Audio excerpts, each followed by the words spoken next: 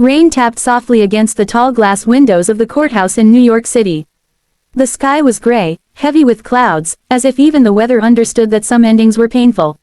Inside the waiting hall, people whispered quietly, lawyers carried thick files, and the sound of shoes echoed across the marble floor. At the far corner sat Ethan Blackwell. Everyone in the city knew his name. He was one of the youngest billionaires in America, owner of Blackwell Technologies, a man whose face appeared on magazine covers and business channels every week. He wore a dark designer suit, a silver watch worth more than most people's yearly salary, and the cold expression of someone who believed emotions were weaknesses. Beside him sat Vanessa Moore. Beautiful, elegant, confident, she leaned against Ethan with a satisfied smile, her red nails wrapped around his arm like she had already won. "You really think she'll come?" Vanessa asked softly. Ethan glanced at his phone without emotion. "She wants money. Of course she'll come." Vanessa smirked. "And after today, it's finally over." Ethan said nothing, but deep inside, he believed the same thing. 3 years earlier, Ethan had married Sophia Carter in what the newspapers called the wedding of the year. Sophia had been simple, kind, and quiet, completely different from the glamorous women who usually surrounded rich men. At first, Ethan liked that about her. She brought peace into his chaotic life.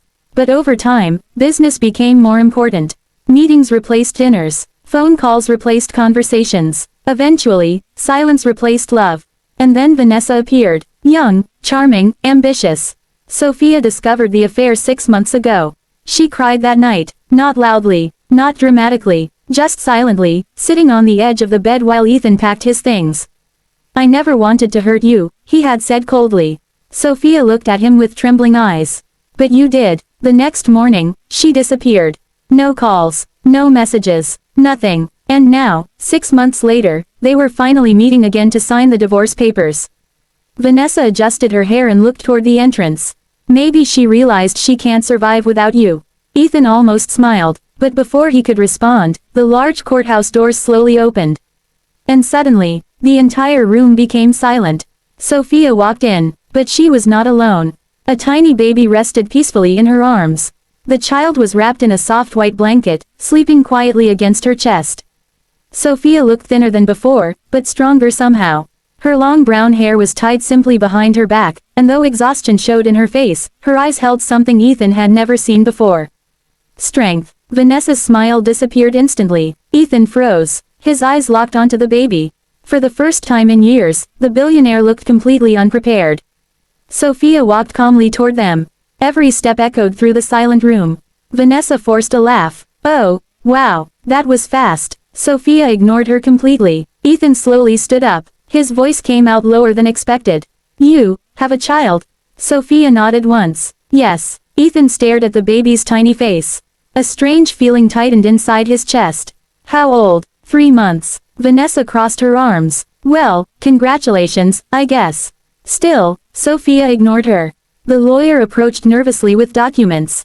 "Mr. Blackwell, Mrs. Blackwell, shall we begin?" Sophia gently corrected him. "Soon to be Ms. Carter again." Ethan kept staring at the baby.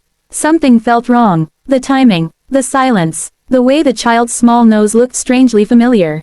His throat became dry. "Sophia," he whispered, "whose baby is that?" Sophia finally looked directly into his eyes. And in that moment, Ethan felt his heartbeat stop. "Yours." Vanessa gasped loudly. "What?" The lawyer nearly dropped the papers. Ethan himself looked as though the ground beneath him had disappeared. For several seconds, nobody moved. Nobody spoke. The billionaire who controlled companies worth billions of dollars suddenly could not even form a sentence. "You're lying," Vanessa snapped immediately.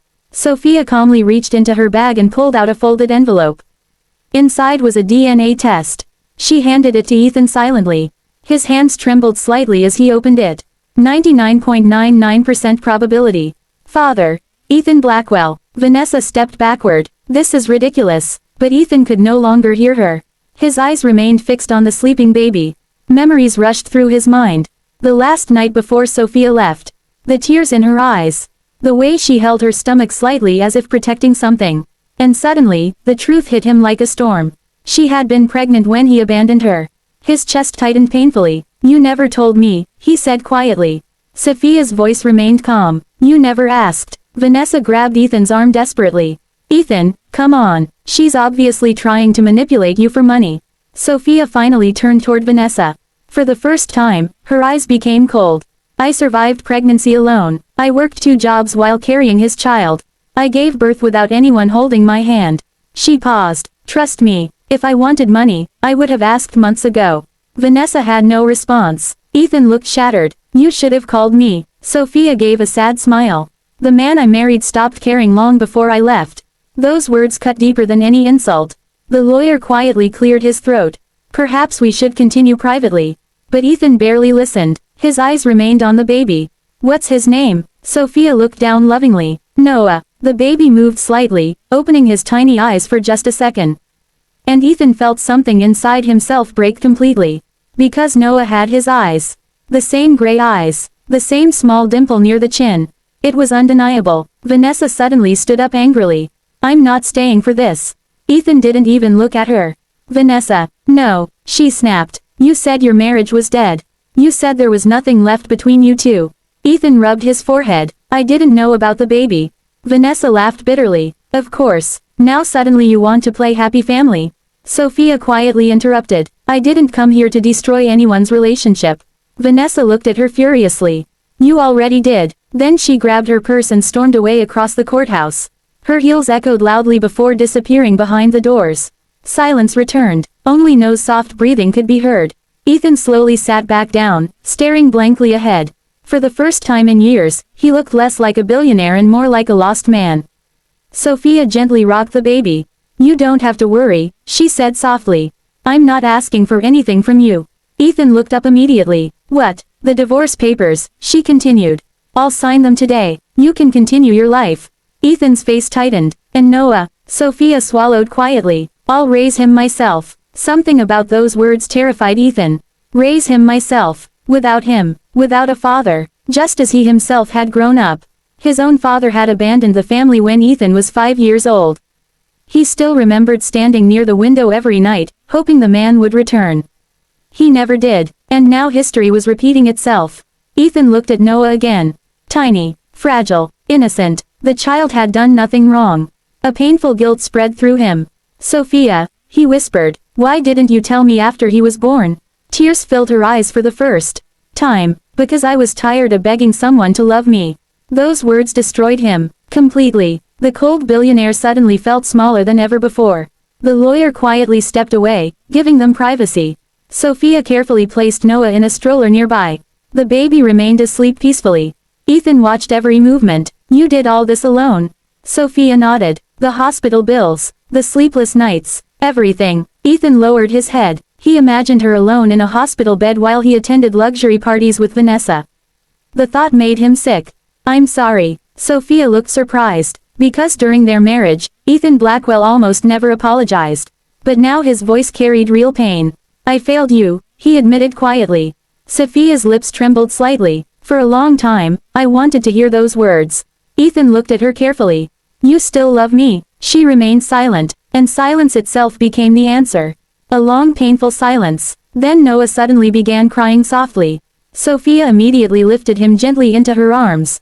And Ethan watched in amazement as the baby instantly calmed down against her chest. The sight hit him harder than any business failure ever had. This woman had become a mother while carrying the pain he caused. Yet somehow, she still looked gentle. Still kind. Still beautiful. Ethan slowly reached out. Can I hold him? Sophia hesitated, not because she hated Ethan, but because she feared what hope could do to her heart again. Still, after several seconds, she carefully placed Noah into Ethan's arms. The billionaire froze. He held the baby awkwardly at first, terrified of making a mistake. But then Noah's tiny fingers wrapped around Ethan's thumb. And suddenly, the powerful businessman began to cry. Real tears. Warm tears sliding silently down his face. Sophia stared at him in shock. She had never seen Ethan cry before. Not when his company nearly collapsed years ago. Not when his mother died. Never. But now, holding his son for the first time, something inside him completely shattered. He's so small, Ethan whispered brokenly. Sophia wiped her own tears quietly. For a moment, the courthouse disappeared around them. No lawyers, no divorce papers, no billionaire image, only two broken people and the child connecting them forever. Ethan looked at Noah like he was seeing life clearly for the first time. All these months, he whispered. I missed all of it. Sophia nodded sadly. His first smile happened 2 weeks ago. Ethan closed his eyes painfully. And I wasn't there. No, the guilt became unbearable. He had spent years building empires, earning money, chasing success. And yet the most important moment of his life had happened without him. Ethan slowly looked at Sophia. I don't want this divorce. She stared at him silently. You said that marriage meant nothing to you anymore, she whispered. I was wrong. Vanessa had given him excitement. Sophia had given him peace. And only now did he understand the difference. Ethan carefully handed Noah back to her. Then he stood up suddenly. The lawyer approached carefully. Mr. Blackwell. Ethan took the divorce papers from the table. Everyone watched silently. Then, he tore them in half. The sound echoed sharply across the quiet courthouse. Sophia's eyes widened. The lawyer looked horrified. Sir, I'm not divorcing my wife. Sophia stood frozen. Ethan stepped closer slowly. I know I don't deserve forgiveness, he said honestly. I know I caused you pain I can never erase. His voice trembled slightly. But if there's even the smallest chance, let me try again. Sophia's eyes filled with tears. You broke me, Ethan. I know. I waited for you every night. His chest tightened painfully. I know. You chose someone else. Ethan nodded, slowly, unable to deny it. Yes. Tears rolled down Sophia's cheeks now. And now suddenly you want to come back because of a baby. Ethan looked directly into her eyes. No. He stepped closer. I want to come back because today I realized what I lost.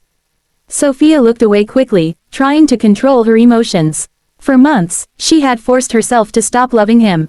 Forced herself to survive alone. Forced herself to become strong. And now the man who destroyed her stood before her with tears in his eyes. Part of her wanted to walk away forever. But another part, the part that still remembered their happiest days, still loved him deeply. Noah stirred softly in her arms. Ethan looked at his son carefully. I grew up without a father, he whispered. I promised myself I would never become that man. Sophia's expression softened slightly, but I already did. The honesty in his voice felt different now. No arrogance, no pride, only regret. Ethan slowly knelt before her right there in the courthouse. People nearby stared openly now, shocked to see one of the richest men in the country on his knees. But he no longer cared. Please, he said quietly. Let me fix this. Sophia covered her mouth, overwhelmed with emotion. You can't erase the pain. I know. You can't erase the loneliness. I know. But I'll spend the rest of my life trying to make up for it. Silence filled the space again. Then something unexpected happened. Tiny Noah reached his little hand toward Ethan. Almost instinctively, Sophia looked down at the baby.